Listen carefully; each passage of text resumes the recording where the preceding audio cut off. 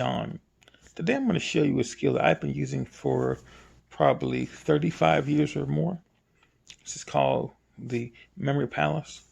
But I'm going to help you to really break this down in such a way where you can use this immediately, and it's going to help you to memorize so many things. You're going to be using it over and over again. So what I'm going to do is I'm going to give you my particular palace.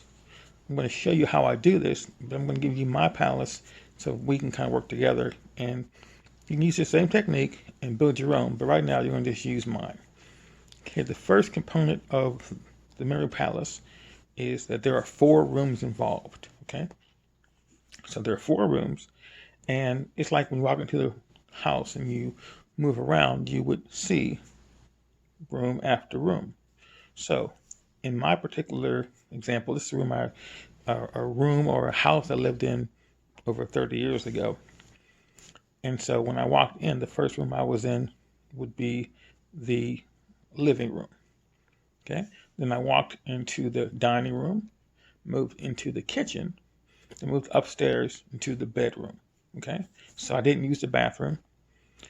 And I didn't use the stairs. Okay. Even though in my mind I can see myself flowing through, but I just chose those 4 rooms. Okay. And so in each room was 5 things. Okay. In each room was 5 things. So there was 4 rooms and there were 5 objects in the room. And each thing in the room, each item, was something that was inanimate. It wouldn't move. It would always be there. So I wouldn't talk about, like a cup or something like that. It would be something that was more stationary. It was always going to be there. Okay. And so that was how it was structured, and that's how I built it. I had 4 rooms, and each room had 5 items. Okay.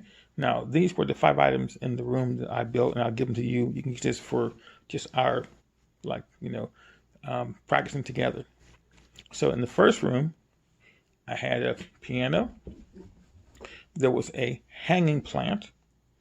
There was a couch and a rug. And then the last thing was the fireplace. Okay. And again, that's what I saw when I walked in.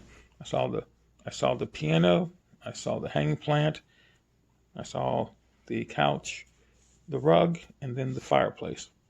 That was number 1 room with the 5 things. Then in the next room was a chair, a table, there was a stereo, okay, and then there was a TV and a VCR. So that was in the second room. So that would be number 6 would be the chair. Right now we don't need to number them. Just know that the chair was the first thing in the next room, and then we got the table, we got the record player, the TV, and the VCR. Next room, which was in the kitchen, I had the oven, had a sink. I had it was a toaster. Okay. Toaster. Then I had the refrigerator, and then there was a countertop. Okay. So again, I had the oven, had the oven, I had the sink, I had the toaster, the refrigerator, and last was the countertop. Those were 3 rooms. Now the next room, I had to go up the steps, but that wasn't part of the flow, just up the steps. And in the room, I had a bookcase, I had an art table, a chest of drawer, a bed, and a mirror, a standing mirror on the side of the room. Okay, so that's what I had when I walked in. So then what I did was I made sure that I could see each one in my mind and I could see the flow.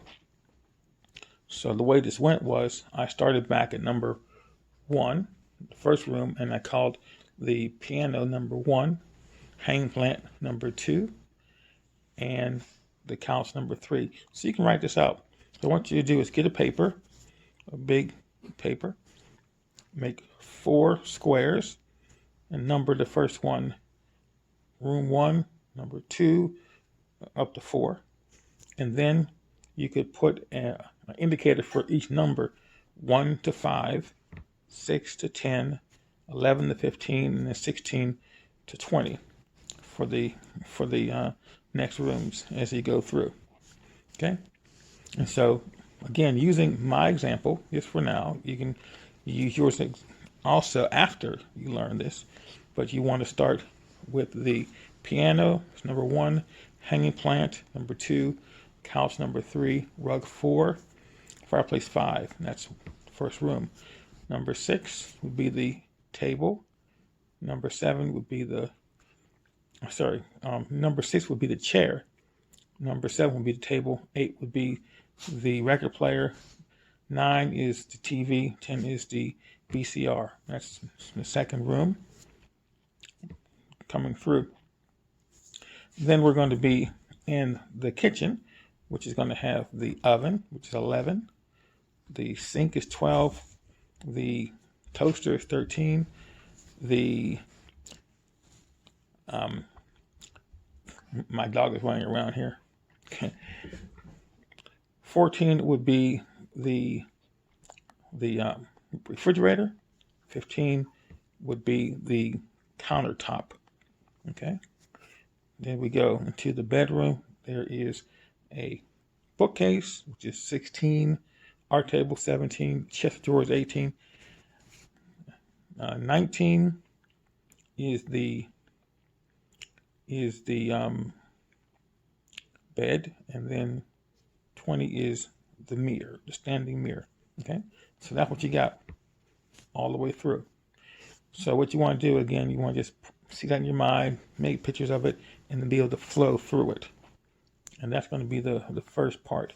Now, what you can do with this is there's so much you can do. There's just endless possibilities with the particular room. And so once you do that, I'll start to show you certain techniques that I do to memorize things in this particular set. Okay? But the first thing for you to do is get that down. Get that in your mind and make it strong. And so when we come back, I'll start to show you how I memorize items. And I want to kind of assume that you have some understanding of what's going on. Okay? Sometimes people take you back to the beginner status. I'm going to just assume you have knowledge so you can do things in this room today. Okay? So stay tuned.